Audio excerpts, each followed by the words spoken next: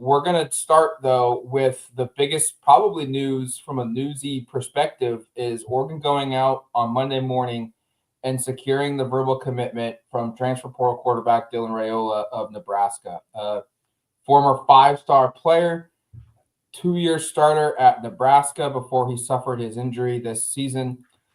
Midway through the year, he was only able to play just about 2/3 of the Cornhuskers season. November 1st, he got hurt in a loss to USC. But this is a big move for Oregon. It's a top 15 player overall in the transfer portal. He's like the 4th or 5th best portal quarterback. And it's one that he entered the portal and he and his camp attached Oregon to his name. And it was wondering if, well, how serious is Oregon going to be about bringing in Dylan Raiola on their end? Because there was no contact allowed until the portal opened. When Raiola went in, a couple days later, he's now an Oregon Duck. Yeah, by the way, we're calling this the Good News Podcast.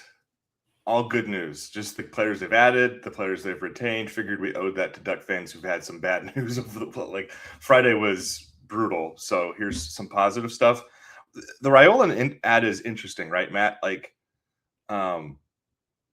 the response seems to be pretty mixed. I think there are Oregon fans Very Bo Nix-ish. Yeah, and I think there's also like the Patrick Mahomes of it all, where this guy seems to be kind of carrying himself in a manner that is, and hey, Patrick Mahomes might end up being the greatest quarterback of all time, but at a certain point, you kind of have to be your own person. And I think that for whatever reason, like I've got a bunch of friends who texted me in the last hour or so since this kind of broke, and we're kind of disappointed just because they don't like that whole mentality thing, and it's divorced from what's on the field. But I'll also say, like, and you dive into the stats here, this is going to have to be, I used this term before, Oregon is kind of become a quarterback rehabilitation center. There's some work that needs to be done here, and it's encouraging that Raiola is apparently open to sitting a year behind Dante Moore, who, by the way, hasn't finalized a decision. That has to be made by Wednesday. That's the deadline for Oregon draft decisions. So there's a couple of days here we're uncertain. But if Dante comes back, Raiola seemingly is okay with sitting a year, working in the system and getting ready. And frankly, like that seems like something that may need to happen. And I'm you just kind of look at it. He did not play very well in 2025. I know the counting stats tell you one thing, and they're not terrible counting stats, right? Like 18 touchdowns, 6 picks, completed was it just over 70% of his passes. Like those are good metrics, but if you dive into some of the PFF stuff, had half as many big time throws. His grades dropped significantly in Big Ten play. Was pretty brutal, frankly. If you look at this, like passing grades, here's his Big Ten passing grades: 63.7 against Michigan. And then I'll just read these down: 42.3, 54.9, 62.1, 59.3, 49.3. And for context, Dante Moore was in the 80s to 90s for all Big Ten games, with the exception of Indiana and Iowa. So you're looking at a quarterback here who has all the talent in the world, was a 5-star recruit, come out of high school, 6'3", 230. We know he's got the arm talent. Some really up and down moments at Nebraska. So this is going to be kind of fascinating to see how it plays out. And I guess one other thing, and there's many other things, but one thing I'll toss back to Matt with is, I just wonder, when is he available to actually be like a full-time practice participant coming off this broke his fibula in November. That's usually like a 2.5, 3 to 4 month recovery period. I imagine he's good by spring ball, but if this is a situation where some stuff lingers and Dante does go pro, you might be in a spot where your de facto starting quarterback's not really available to be the guy in spring. And that could be something just to be aware of here. It's possible he's totally fine and cleared, but that's something that's also in the back of my head. Among quarterbacks that attempted at least 250 dropbacks this season, the overall grades for those quarterbacks, Dylan Raiola ranks 100 in the country. Now, some context here. John Mateer, a playoff quarterback, ranked just 4 spots higher at 96. You look at DJ Lagway, who was considered one of the most sought-after portal players at the position when he entered, he was 87th. Marcel Reed of Texas A&M, another playoff team, their quarterback, 83rd. So yeah, you can find some talent down below at this list. Alonza Barnett, JMU's quarterback, was 67th in the country. But there's clear growth that needs to happen with Dylan Raiola at Oregon. And I think this addition, and you bring up the injury point, and this kind of segues into my view of this.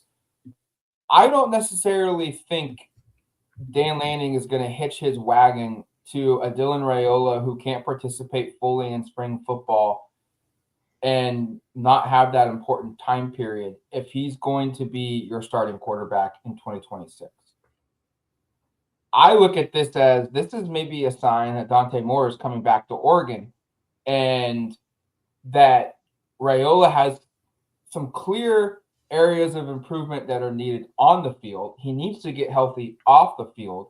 This feels like a redshirt season. This feels like you're going to show up, you're going to get yourself healthy, you're going to take a crash course and graduate, and the development of the quarterback you at Oregon, much like Bo Nix went through, much like most recently Dante Moore went through, and you're going to come out on the other end going into the 2027 season as the starting quarterback with a revamped skill set, a revamped career, reset, if you will.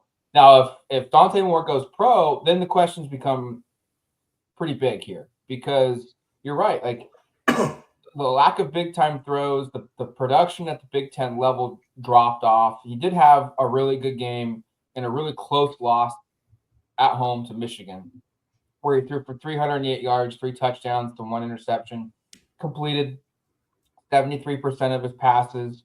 But you look at other games like a loss at Minnesota, no touchdowns, no interceptions, threw under 200 yards. Even a win against a Northwestern team, just 141 yards to 1 touchdown and 1 interception. Completed a high rate, 72%. And then when he got hurt against USC, he was 10 of 15 for 91 yards and a touchdown. Well, don't really know what that could have been like. I think he played pretty well in that game. I remember watching some of it. Yes. He played really well against Cincinnati, another bowl team, week 1. But this was, I just look at this as this is the first domino. And if Dante Moore comes back, I think this is a huge addition. It's going to be give him a year of redevelopment and reset of his career. But if Dante Moore doesn't come back, this is the quarterback addition that you feel like the biggest risk, the biggest gamble by Dan Lanning's staff and the portal at this position in his time here.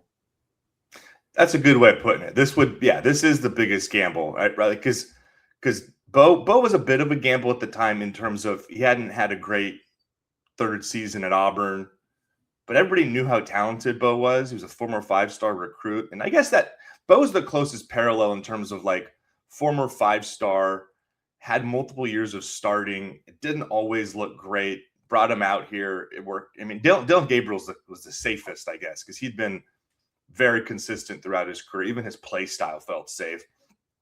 Dante Moore probably kind of in between the camps. Had only had 1 year of starting, especially when you suggested, hey, he's gonna take a year. That was built into the transfer. That wasn't that risky of a move. If Dante does go and Dylan winds up being the guy day one here, there's a risk attached to that. Like, and I'll also tell this story. I know Matt, we were both at the Elite 11 camp in Eugene in 2023 or 2024. Do you remember one of those years? One of those springs. And this guy has so much self-confidence at the time. I think we both remarked on it of like, wow, that guy sounds like he's an NFL quarterback in year 5, the way he talks about himself and kind of carries himself. And that is an element that is important at the quarterback position. That self-confidence bordering on kind of arrogance. Like that could be a good thing for a quarterback room coming off a Dante Moore season. I'm just kind of talking out like some of the possible pros here. Like I think people are kind of wondering, fair or unfair, after the Indiana game in the college football playoff. Like, does Dante Moore kind of have that dog in him? I don't think there's any question Dylan Raiola has that dog in him in terms of how he carries himself. It's just a matter of, can he make all the right decisions? And that was some of the issues at Nebraska, along with playing with, and this is something also, Matt, you said context matters early when looking at the PFF grades. And Nebraska's offense, nowhere near as talented as what Oregon will have. The offensive line at Nebraska was kind of a mess at times. So there's a question of kind of what will happen if he steps up. But there's no doubt that this is a risky maneuver here if this ultimately winds up, hey, this is a 2026 starting quarterback in Dylan Raiola. Yes, he was a former 5-star recruit. Yes, he has an impressive arm talent. Yes, he carries himself kind of the way you want a quarterback to a certain degree, or at least to have that sort of confidence. That's kind of required.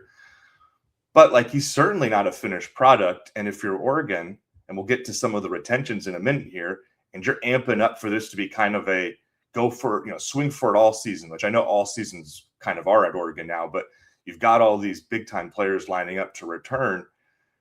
There's a risk attached to relying on a guy who just hasn't been particularly impressive to this point, even if he has all those tools. So yeah, this is a really interesting move. I'm not surprised that they were aggressive here, even with Dante kind of uncertain for 26. But the guy they landed at, like, is definitely a bigger swing than going after maybe a Sam Levitt, right? Or somebody kind of like that had been attached early, where there was, like, Sam Levitt's career to this point is a heck of a lot more impressive than Dylan Raiola's. And they were both in the portal. Sam Levitt's from the state. Obviously, he looks like he's going to LSU, but it's interesting. This is who they chose, I guess, if that was ultimately what it was. The parallels to Bo Nix are striking here for a second. Let's just look at this. Both were 5-star quarterbacks coming out of high school. Both were players who played in offenses during their times at their previous schools that were underwhelming, that didn't have the talent around them to allow them to 100% succeed. Both of them had up and down, like, freshman seasons where you thought, wow, like, this is going to be a guy that it's going to be a potential Heisman winner down the road, to other than the other spectrum of, wow, this guy's really struggling. Should he be starting right now? Both guys are also coming off leg injuries before they got to Oregon. Bo Nix also suffered an injury and to his lower body prior to coming to the Ducks. And both guys now are getting the same type of response from within the fan base of mixed reviews of, is this really the guy? And I think you have to give Dan Lanning and his coaching staff, even with another different offensive coordinator running the show at Oregon in 2026, the benefit of the doubt, because every portal quarterback they've taken, Bo Nix, Dylan Gabriel, now Dante Moore, has turned into a top 5 quarterback at the position during the years that they play at Oregon. And you have to give the benefit of the doubt that this is going to work out again in a similar manner for Dylan Raiola. It's just, for me, when does Dylan Raiola take the field? Is it going to be in 2026, or will it be in 2027 after a rehab year? Here's something for you, Matt. Who are we giving the benefit of the doubt to? Obviously, Dan Lanning, we think Drew Maringer is the offensive coordinator. Who's the quarterback coach, right? Like, that has to be something that was in position in this pitch to Dylan. Obviously, I mean, they haven't made Maringer's hire official either. But, like, reading between the lines, Oregon probably isn't able to sway Dylan Raiola without having a very clear path right here of, like, this is going to be calling plays. This is who's going to be your quarterback coach. Will was both for Dante last year and for both Dylan and Bo the years prior. There's no clear path publicly to who those guys are. This tells me clearly, and this isn't a surprise because we've known Will and Tosh have been gone for over a month now. I think the Maringer and Hampton news broke probably almost a month ago as well, the suggestion that these were going to be the replacements, hiring in-house or promoting from in-house, I should say. But the quarterback coach thing, I'm still anticipating Maringer is the tight ends coach and they're going to hire a quarterback coach. I'm wondering if we're going to get some news dump there. That's kind of beside the point here, but just something that when you were saying we'll give Dan Lanning the benefit of that, I was also going like, well, who's the staff who's going to be leading this room and leading this player into next season? I think that's something that needs to kind of be fleshed out here. And obviously they seem to have a plan if Dylan was able to sign on to this to come to Oregon. So that's another thing that's kind of in the back of my head here. It's a fair question because Maringer hasn't coached quarterbacks in quite some time at the collegiate I think level. like 6 years, 7 years. And I think Will Stein and also Kenny Dillingham would probably say the same thing of the importance that Drew had on their abilities to call the offense. Drew was the guy up in the box, giving Yep. the high vantage point perspective of what to call, what to look for. A lot of Oregon's coaches leading up to the Orange Bowl praised Drew's ability to help Will and called them, 1A and 1B, not offensive coordinator and assistant offensive coordinator. They worked hand in hand. But you're right. Like, what happens there? Where does Oregon have a quarterback specialist coach come in? Does Drew move over to coach the quarterbacks and someone else coaches the tight ends? Do they promote somebody from within?